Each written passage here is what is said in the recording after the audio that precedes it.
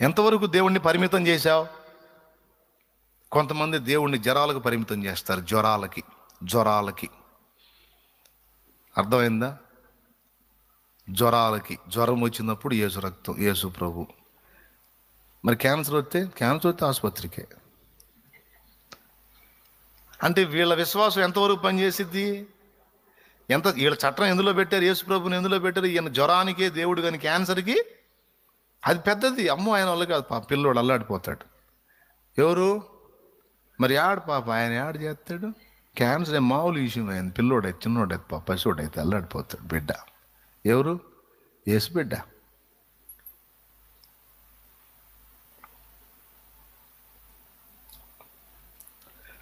ఒక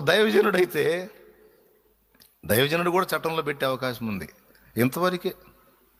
ఇంతవరకే, ఇంకా మనకు అంత మించి లేదు. అబ్బో, నాకు దేవుడు ఇంతవరకు చేస్తే చాలు అంటాడు. ఇంతవరకు చేస్తే చాలు అంటే బంధించి పడేసావు అక్కడ. ఇంతవరకు చేస్తే నువ్వు చాలయ్యా అని నువ్వు అంటాం కాదు. ఎంతవరకు చేయాలో, ఎంతవరకు చేసిన తర్వాత ఇక చాలని అనాలి. అది దేవుడు అనాలి నిన్ను. కానీ రివర్స్ మనిషి. సేవకుడైనా సరే, దేవుడు నాకు ఇది ఒక్కటి చేస్తే చాలు, ఇంతవరకు చేస్తే చాలు, అంతవరకు చేస్తే చాలు. చాలా ఇక నేనంతే అనుకున్నా, 50 ఆత్మలు రక్షిస్తే చాలని. తెలుసుగా ముందే అరబంధనం ఈడని. అందుకే పాపం చాలన్నట్టు ఆగిపోవాలి ఆయన. తర్వాత మైండ్ని కదిలిచ్చాడు అనమాట. తప్పురా, అలా అనుకోవద్దు. ఎంతవరకు చేస్తే చాలో నేను చెప్పాలా ఆ చాలు సంగతి. ఒరే, ఇది ఎంతవరకు నీ ద్వారా చేయించాలనుకుంటున్నాను, అంతవరకు చేయి చాలు అని యజమాని చెప్పాలా పని. అర్థమైందా? పాస్టర్స్, సేవకులు, దైవజనులు, లైవ్లో ఉండేవాళ్ళు, ఎక్కడ ఉండేవాళ్ళు అందరూ ఎంతవరకు నీ చేత చేయించాలో, ఎంతవరకు చేసినాక చాలనాలో ఆ డైలాగ్ ఆయన అనాల చాలని. కొంతమంది వాళ్ళ సొంత కోరికలు కూడా. అమ్మాయికి పెళ్ళైతే చాలయ్యా. ఏమైతే చాలు? మరి పిల్లలు వద్దా? అందుకే పెళ్ళేది కానీ పిల్లలు పుట్టరు. అంటే అంతవరకు పరిమితం చేసింది దేవుణ్ణి. పెళ్ళైతే చాలు అంటే పెళ్లి వరకు అయితే ఇక బ్రేక్. మరి పిల్లలు మళ్ళీ పిల్లలకి మొదలు పెట్టాలి. ప్రభా, ఒక్క బిడ్డనిస్తే చాలయ్యా, చాలు. ఎంత చేయాలో, ఎంత ఇవ్వాలో, ఏదో ఏంటో మొత్తం చాలు అనే ప్రస్తావన ఆయనది. చాలనాల్సింది ఎవరు? నా కృప నీకు చాలును. నాకు చాలిన దేవుడు. అది నువ్వు అనాల్సిన చాలు అనేది ఎక్కడంటే, నాకు చాలిన దేవుడు నువ్వు అన్న కాడ వాడు. అంతేగాని అది చాలు, ఇది చాలు, ఇంతే చాలు, ఇంకొక సంవత్సరం చాలు, ఎట్నన్నా కష్టపడి అమ్మాయి పెళ్ళైన దాకా బతుకుని అంతే చాలు అయ్యా. పెళ్ళవగానే చస్తావు. స్తోత్రం. అవ్వగానే పోతావు. ఈ చాలు ప్రస్తుతం. నువ్వేమనుకొనుచున్నావో జాగ్రత్త. దైవజనుడా, విశ్వాసి, పరిచారకుడా, సేవకుడు, నువ్వేమనుకొనుచున్నావు? నీవు అనుకున్నది ప్రమాదానికి దారి తీసిద్దని తెలుసా? నీవు అనుకున్నది గొప్ప విజయానికి తీసుకెళ్ళిద్దని తెలుసా? నువ్వు అనుకుంటున్నది నీ కొంప ముంచిద్ది. నువ్వు సరిగ్గా అనుకుంటే మునిగిన కొంప కూడా తేలిద్ది. మనం అనుకుంటున్నవేవో ఆయన పట్టించుకుంటున్నాడు. గుర్తుపెట్టుకోండి. మనం అనుకుంటున్న దాని ప్రకారం రిజల్ట్ ఉంటుంది. అదనంగా చేయాలన్నా లేదు. ఎందుకంటే నువ్వే రిజెక్ట్ చేస్తుంటావు, నువ్వే వ్యతిరేకిస్తూ ఉంటావు. అర్థమైందా? చిన్న పాత్ర తీసుకొచ్చి ఇంతే చాలు ప్రభా, ఇంతే చాలు అంటే ఇంక మరి ఆయన దగ్గర పెద్ద ట్యాంకర్ ఉంది. ట్యాంకర్ ఏడబోతాడు అందులో. ఇప్పుడు నువ్వు ఒక ట్యాంకర్ తీసుకొచ్చి ఇంతే చాలు ప్రభా అంటే ట్యాంకర్ నింపుతాడు. నువ్వు ఒక చిన్న కప్పు తీసుకొచ్చి ప్రభా ట్యాంకర్ ముందు తెచ్చి ప్రభా చాలయ్యా, ఏడ కష్టపడతావు, ఎంతవరకు చాలే అంటే కుళాయి అట్ట తిప్పి అయిపోయింది అంటాడు. స్తోత్రం. నేను చెప్పేది వాస్తవం. మీకు అర్థమవుతుందో లేదో నాకు తెలియదు. దేవుణ్ణి పరిమితం చేయొచ్చు, నీకు ఛాన్స్ ఉంది. నీకు స్వేచ్ఛ ఇవ్వబడిన దాన్ని బట్టి, నీకు దేవుడిచ్చిన స్వేచ్ఛను బట్టి నువ్వు దేవుణ్ణి పరిమితంగా దేవుని దగ్గర నుండి పరిమితంగా పొందవచ్చు, అపరిమితంగా కూడా పొందవచ్చు. ఎందుకంటే ఆయన అపరిమితమైన దేవుడు. మీరు ఏమనుకునుచున్నారు? దేవుణ్ణి ఎంతవరకు పరిమితం చేశారు? ప్రతిదానికి చాలిన దేవుడు, దేనికైనా సమర్థుడని కొంతమంది దేవుణ్ణి అపరిమితంగా పొందుకుంటారు దేవుని దగ్గర నుండి విశ్వాసం వినియోగించి. కొంతమంది పరిమితం చేస్తారు దేవుణ్ణి. వాళ్ళు ఏ పరిమితిలో ఉంచారో అంతవరకే దక్కిద్ది. ఇంతవరకు మ్యాటర్ క్లారిటీగా ఉందా మీకు? ఉందా? ఎంతమందికి ఉంది? చేతులు ఎత్తండి. ఆ జూమ్లో ఉన్నాడు, లైవ్లో ఉన్నాడు, మీరు కూడా వింటున్నారా? వంట చేసుకుంటున్నారా? అమ్మా వందనాలమ్మా, వంట చేసుకుంటా, చాయ్ పెట్టుకుంటా. అబ్బాయి యాడికిలే అనుకుంటా మాట్లాడుకుంటే వింటున్నారు ఏంది? ఏనండి, వాక్యమే ఏనండి. పాపం అందరూ కరెక్ట్గా ఉన్నారు. ఎవరో మరి ఒక్కళ్ళు మాత్రం తిరుగుతున్నారు అటు ఇటు. దేవునికి స్తోత్రం. కొంతమంది తెలియక ఏం చేస్తారు తెలుసా? వాళ్ళ ఫోటో ఆపుతారు. వాళ్ళు ఏమైనా పనులు చక్క పెట్టాలనుకుంటే. ఏమో లే, వాక్యం జాగ్రత్తగా ఉండమ్మా.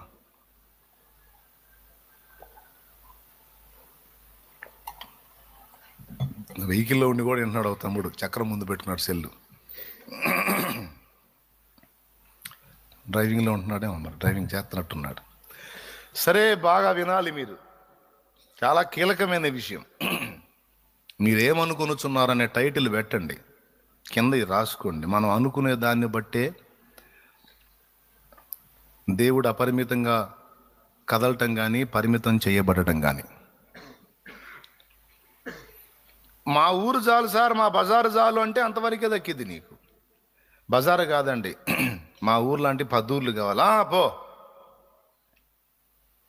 నీవు ఎంత విశ్వసించగలుగుతావో, నీవు ఎంత అనుకోగలుగుతావో, ఎంత ఆధారపడగలుగుతావో, ఎంత నమ్మగలుగుతావో ఆయన్ని, నువ్వు ఏ స్థాయి పాత్ర తీసుకుని వెళ్ళావో ఆ స్థాయి పాత్ర నింపి నిన్ను నడిపిస్తాడు ఆయన.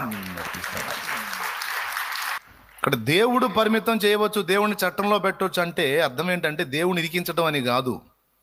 నీ హృదయాన్ని నువ్వే కంట్రోల్ చేసుకుంటున్నావు, ఇరికించుకుంటున్నావు, చట్టంలో పెట్టుకుంటున్నావు, అందులోంచి చూస్తున్నావు దేవుణ్ణి.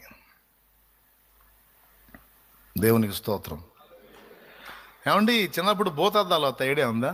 చుక్కానీలు అంటారు, చిన్నపిల్ల ఆడుకుంటారు. చిన్న అద్దం ఒకటి ఉంటుంది, అందులో చూస్తే లోపల ఫిలిం పెద్దగా కనపడిద్ది. ఐడియా ఉందా? అలాగే ఇట్లా చూసే కూడా వచ్చినాయి, వాటిని అటు దుర్బిణి అంటారు కదా. ఇట్లా చూస్తారు కదా. ఇట్లా చూసినప్పుడు అవతల పక్క పెద్ద భూతద్దం ఉంటుంది కాబట్టి చిన్నవి కూడా దాన్నే తిరగదిప్పి ఇడితిప్పి చూసామనుకో, చిన్న అద్దాల్లోంచి పెద్దవి కూడా చిన్నలా కనపడతాయి. ఐడియా ఉందా? అవి ఎక్కడ వినియోగిస్తారు తెలుసా? డోర్స్కి వినియోగిస్తారు. పెద్దవి కూడా చిన్నలా కనపడేది డోర్స్కి వినియోగిస్తారు. అందులో వాడే అద్దాలు. మనం డోర్కి చిన్న అద్దం పెడతాం, అవతలోడికి అర్థం కాకుండా పెడతాం అద్దం, చిన్న అద్దం. బయట ఒక మనిషి నిలబడి ఉంటాడు, ఈ అద్దంలో గుండా చూస్తే అంత మనిషి కూడా ఇంత కనపడతాడు మనకి. ఎంతమందికి తెలుసు? లేకపోతే బయట ఉన్న మనిషి మొత్తం కనపడాలంటే ఏది పెట్టాలా? ఫర్ ఎగ్జాంపుల్ బోత్ అద్దం పెట్టామనుకో, వాడు ఉంది 6 అడుగులు అయితే మనకి వాడు పొట్టే కనపడుద్ది, మనిషి కూడా అర్థం కాదు. దేవునికి స్తోత్రం. ఎందుకంటే కరెక్ట్ హైట్, మన అద్దం పెట్టి హైట్కి వాడు పొట్ట ఉంటుంది. ఇక లోపల నుంచి మనం గదిలో నుంచి అద్దంలోంచి చూసాం, భూత అద్దంలో చూసాం అనుకో, వాడు మనిషి మొత్తం కనపడాడు, పొట్ట ఏదో ఎంత జంతువు వచ్చినట్టు ఉంటుంది మనకి. దేవునికి స్తోత్రం. అలా కాకుండా అది పరిస్థితి. అట్లా మెలుకోరా. అది ఇక్కడ గమనించాల్సింది ఏంటంటే, అందుకేం చేస్తాడు తెలుసా? డోర్కి చిన్న అద్దం పెడతాడు. ఆ చిన్న అద్దం ఎలా ఉంటుందంటే పెద్ద వ్యక్తిని కూడా, పెద్ద పర్సనాలిటీని కూడా కొంచెం చేసి చూపించింది. పెద్ద బిల్డింగ్ కూడా ఇంత కనపడింది మనకి. ఇప్పుడు చాలామంది జేబుల్లో వేసుకొని తిరుగుతున్నారండి దేవుడి విషయంలో, పరుసుల్లో అట్లాంటివి వేసుకొని తిరుగుతున్నారు పాస్టర్లు కూడా. ఏ అద్దాలు? భూతద్దాలు కాదు. అది చూడండి, అది నేను చెప్పింది. అవతల మనిషి ఎంత ఉన్నాడు అంతా ఆ బిల్డింగ్లో చాలా భాగం కొంచెమే కనపడుతుంది చూడండి, కొంచెంగా. ఈ అద్దాలు ఉన్నాయి ఇప్పుడు అందరి దగ్గర, చాలా మంది దగ్గర.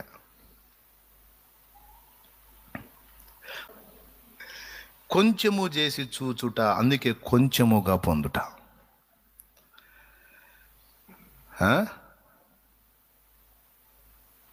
అది కాదు కదా, నువ్వు భూతద్దం కూడా పెట్టాల్సిన అవసరంలా. ఈ చిన్నగా చూపించే అద్దం ఒక్కటి తీసేస్తే చాలు. నువ్వు దేవుడిని లేఖనం చూపించినట్టు ఉన్నట్టు చూడు నువ్వు చాలు. నీ కళ్ళే వేసుకొని ఏ భూతద్దాలు లేకుండా. పెద్ద అద్దం వద్దు, అంటే పెద్దగా చూపించే అద్దం వద్దు, చిన్నగా చూపించే అద్దం కూడా. అసలు ఆయన ఉన్నట్టు చూడు నువ్వు. అసలు ఆయన ఉన్నట్టు చూడు.